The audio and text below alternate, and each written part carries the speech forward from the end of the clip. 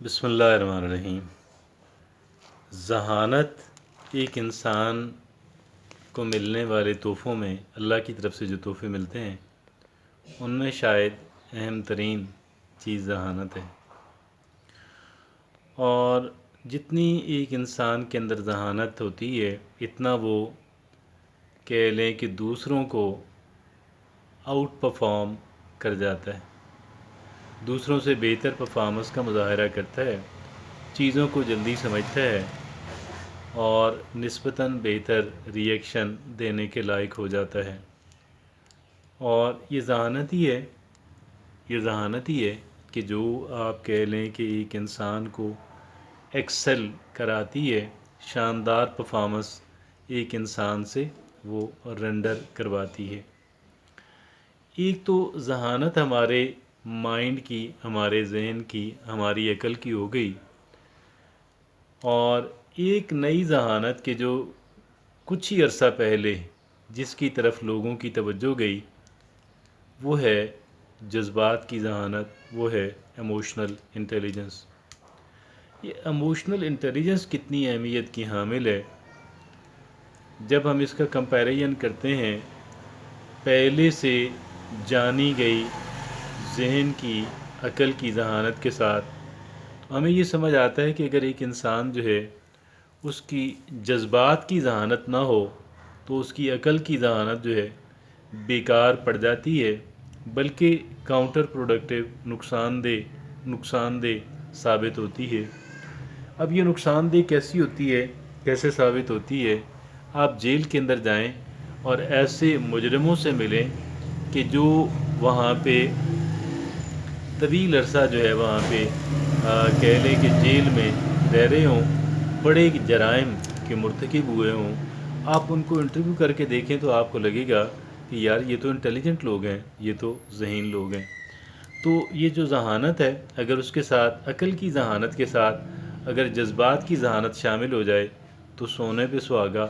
اور اگر ایک انسان کے اندر جذبات کی ذہانت نہ ہو، عقل کی ذہانت ہو، تو عموماً اس کی جو ذہانت ہے وہ نیگیٹو سمت کے اندر اپنی سیلف ڈسٹرکٹیو اور دوسروں کو ڈسٹرائے کرنے کی جو کہہ لیں سمت اور ڈائریکشن اس کے اوپر نکل جاتی ہے۔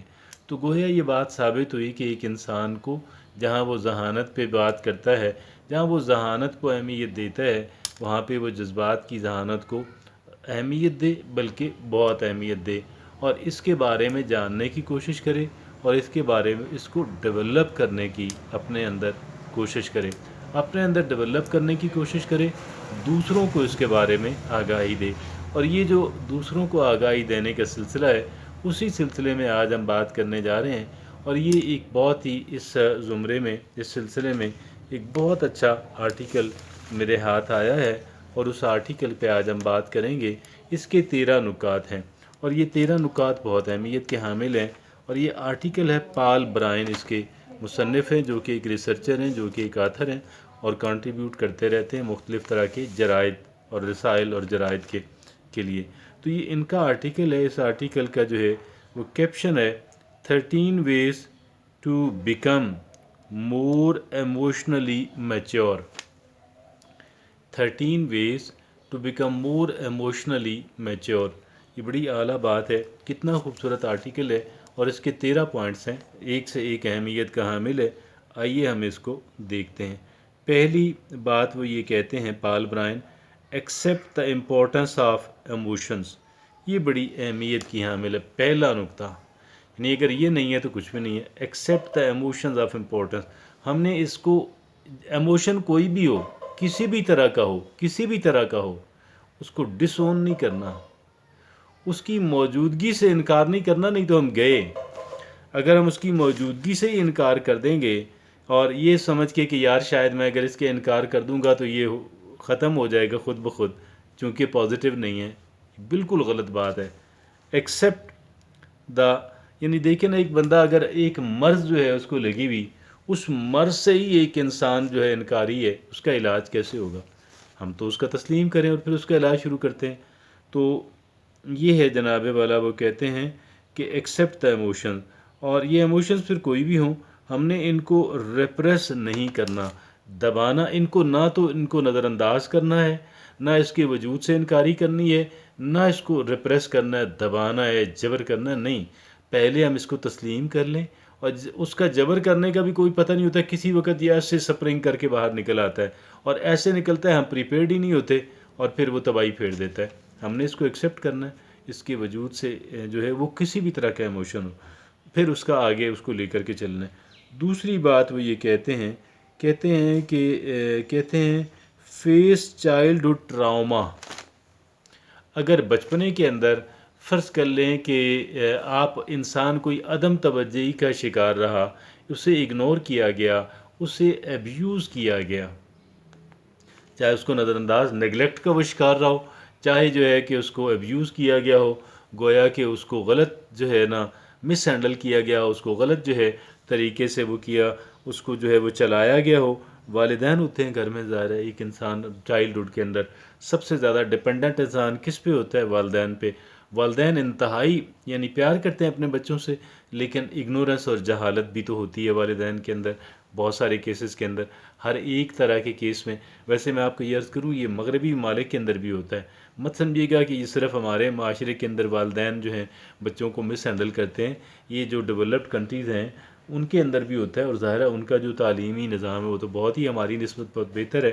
اس کے باوجود بھی تو وہ یہ یہاں پہ وہ یہ کہتے ہیں Paul Brian face childhood trauma. اور یہ جیسے میں نے پہلے پوائنٹ کے اندر وہ آتھر کہتے ہیں نا کہ آپ اس کو ریکگنائز کریں، آپ اس کو، اور یہ اس کو بھی کہتے ہیں کہ آپ نے اس سے بھاگنا نہیں ہے، اس کو فیس کریں، ایکسیپٹ کریں، اس کو فیس کریں اور اس کو پھر آگے سلوشن کی سمت میں لے کے جائیں. لیکن پہلے تو فیس کریں گے نا کہ ٹھیک ہے، اس کو ایڈمٹ کریں گے، فیس کریں گے. یہ کہتے ہیں جی فیس چائلڈہڈ ٹراما. اور چائلڈہڈ ٹراما یعنی اب چائلڈہڈ تو گزر گیا نا، اب بڑی عمر کے اندر ہے، لیکن اس کو بھی پرٹیکولرلی ایک تو جنرل انہوں نے کہا نا کہ ایموشنز جو ہیں ان کے بارے میں ان کو آپ ایکسیپٹ کریں، اور پھر یہ چائلڈہڈ ٹراما کو اسپیشلی جو ہے یہ جو بچپنے کا کہہ لیں کہ بہت ہی کہہ لیں کہ ایک ٹریجک اور بہت ہی کیا عرض کروں کہ بہت ہی مشکل، تکلیف دہ، اذیت ناک قسم کی جو صورت حال رہی اگر رہی ہے تو آپ اس کو فیس کریں، اس سے بھاگیں بھی نہیں، اس کو آئیڈینٹیفائی کریں تاکہ اس کو پھر آگے لے کر کے چلتے ہیں.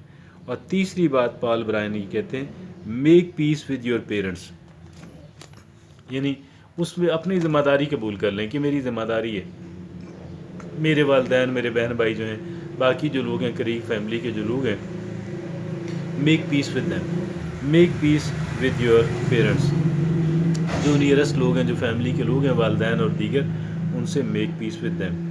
اور اس کا کوئی نیول بدل نہیں ہے. یعنی ایسا نہیں ہے کہ اگر ہم نے ان کے ساتھ اپنا جو ہے وہ پیس، ان کے ساتھ اگر ہم نے امن قائم نہیں کیا تو ہم کسی اور طریقے سے ہم اس کو کہہ لیں کہ اس کی کمی کو پورا کر لیں گے، تو یہ کمی کسی چیز کی کمی پوری نہیں ہوتی. آپ نے اس کو لے کے چلنا ہے، ہر پوائنٹ کو لے کر کے چلنا ہے. Make peace with your parent. چوتھی بات پال برائن یہ کہتے ہیں look at your attachments style. Look at your attachment style. پھر اس میں آپ یہ دیکھ لیں کہ ہر ایک کیس کے اندر جو ہے وہ کس طریقے سے جو ہے آپ چلتے رہے ہیں اور کیا آپ کا طریقہ کار رہا ہے ہر ایک کیس کے اندر سپریٹلی جو ہے. لک ایٹ یور یعنی جس انسان کے ساتھ بھی آپ کی اٹیچمنٹ تھی آپ یہ دیکھیں کہ اس میں کیا جو اسٹائل تھا وہ رکھا گیا. Look at your attachment style. پانچویں بات وہ یہ کہتے ہیں know when to take a break. تو آپ یہ دیکھیں جب آپ کہیں پہ سٹریس کا شکار ہوں تو آپ اس کو بریک لے لیں، اور آپ کو پتہ ہو کہ یار اس وقت مجھے بریک کی ضرورت ہے، مجھے وقفہ کی ضرورت ہے، مجھے آرام کی ضرورت ہے. میں اس کے اندر پھر کیا کروں کہ مطلب کوئی بھی ریلیکسنگ جو ایکٹیویٹیز ہوتی ہیں، ریلیکس کرنے والی جو ایکٹیویٹیز ہوتی ہیں میں ان کو لے لوں. تو یہ ہے وہ کہتے ہیں کہ جی know when to take break. اور چوتھی بات وہ یہ کہتے ہیں handle stress without offloading it to others.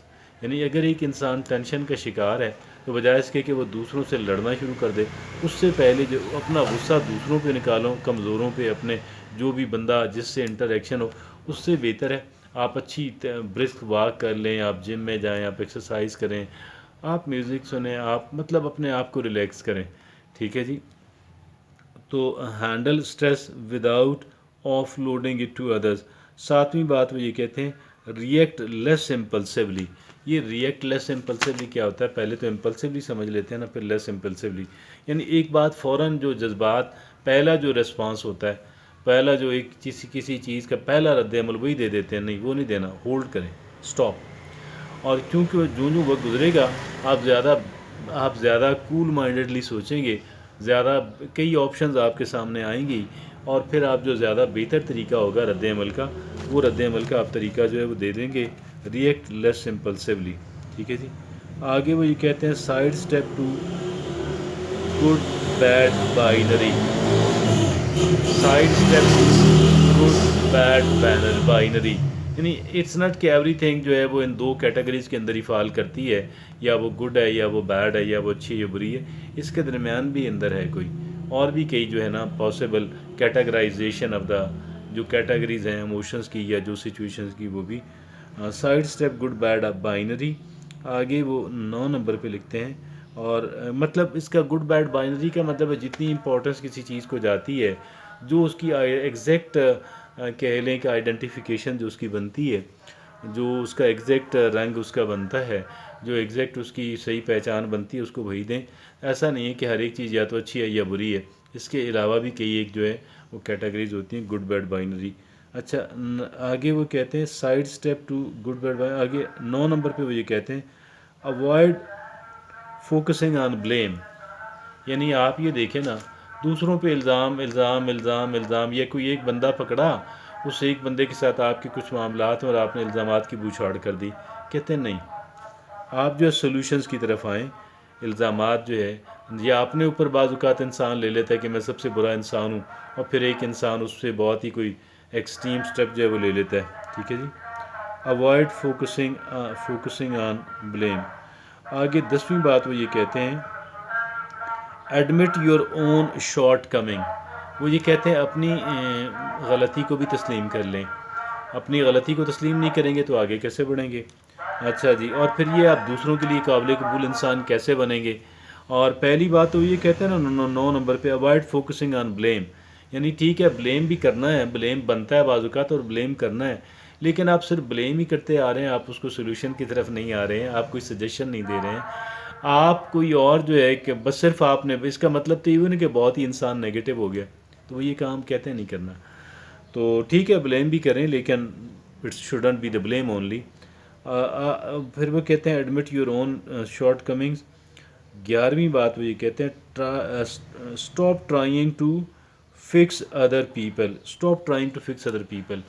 یعنی آپ یہ دیکھیں نا کہ ایک بندہ جو ہے، آپ نے کسی نہ کسی کو جو ہے اس کو وہ ثابت کرنا ہے، مورد الزام ٹھہرانا ہے، کسی نہ کسی کے اوپر آپ نے ملبہ ڈالنا ہی ہے. تو آپ جو کسی ایک بندے کو تاڑ کے اس پہ ملبہ ڈال دیتے ہیں، سارے کے سارے کہتے ہیں یہ غلط اپروچ، دیٹس رانگ. اور یہ ہو گئیں 11 باتیں. اور 12ویں بات پال برائن یہ کہتے ہیں ایموشنل میچورٹی کے لیے، وہ یہ کہتے ہیں فائنڈ این انسپائریشن. 12ویں بات وہ کہتے ہیں find an inspiration to follow. مطلب یہ ہے کہ آپ جو ہے وہ کوئی رول ماڈل تلاش کریں اور اس سے انسپائریشن لیتے رہیں.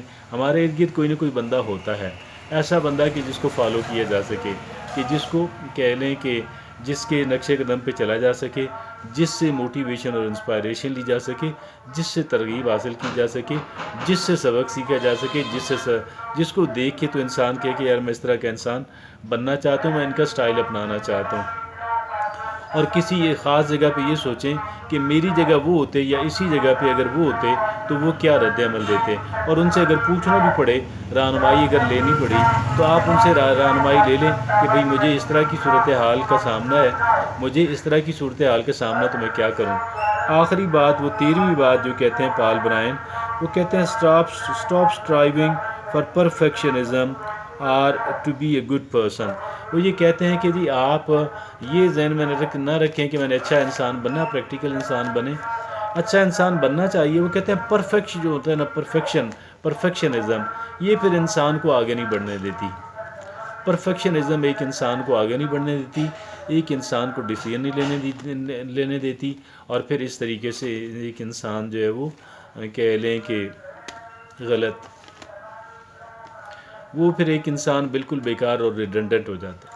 تو یہ وہ چیزیں ہیں 13 باتیں کہ جو پال برائن لکھتے ہیں کہ جی ایک انسان کو ایموشنل میچورٹی دلوانے والی 13 باتیں ہیں. ہم ان پہ عمل کریں گے تو انشاءاللہ ہم ایموشنلی میچور ہو جائیں گے.